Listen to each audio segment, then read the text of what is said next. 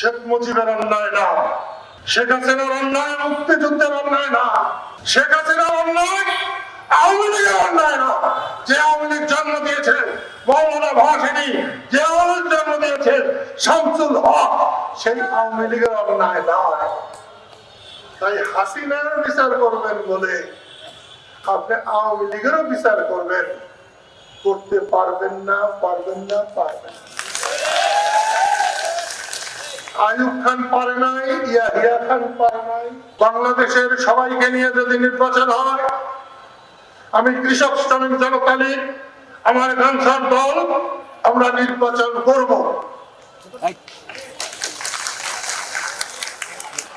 আর যদি বাংলাদেশের সংখ্যাগরিষ্ঠ মানুষ বাদ থাকে, শুধু বিএনপি জামাত আর এনসিপি এ নিয়ে নির্বাচন হলে 20% ভোটারও ভোট দিতে যাবে না, ওই ভোটে আমরাও যাব না। এই জন্য অধ্যাপক ইউনূস, আমি সোজা কথা বলতে জানি, লম্বা মানুষ কিছুটা ব্যর্থ হয়। আমি কিন্তু বলেছি, আমি আপনাকে চিনতে পারি নাই, আমার আগে আপনাকে হাসিনা চিনেছে, দেশের মানুষ চিনেছে। সেই জন্য বলছি, কারো ক্ষমতা চিরকালের নয়। হাসিনাকেও বারবার বলেছি, শুনেন নাই উনি, ওনাকে আমি মায়ের মতো সম্মান করি।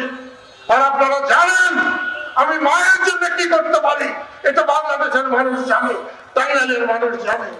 সেই জন্য বলছি, শেখ হাসিনার অন্যায় শেখ মুজিবের অন্যায় না, শেখ হাসিনার অন্যায় মুক্তিযুদ্ধের অন্যায় না, শেখ হাসিনার অন্যায় আওয়ামী লীগের অন্যায় না।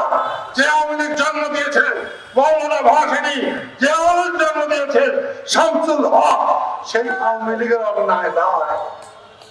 তাই হাসিনার বিচার করবেন বলে আপনি আওয়ামী লীগেরও বিচার করবেন, করতে পারবেন না, পারবেন না, পারবেন।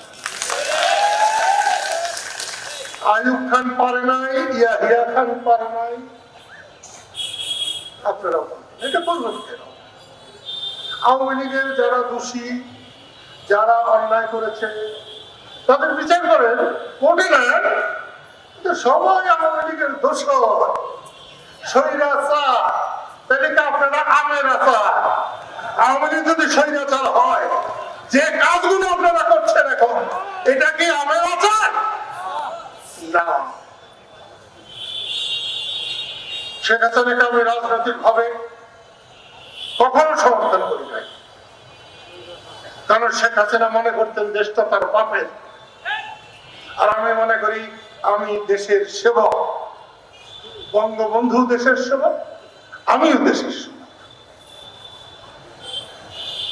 দেশের মানুষ আমাদের গোলাম, এটা আমি ভাবি না।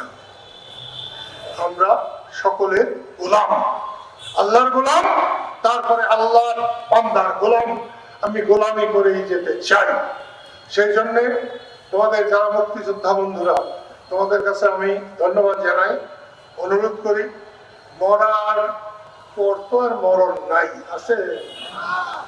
তাহলে সম্মান নিয়ে মরা ভালো।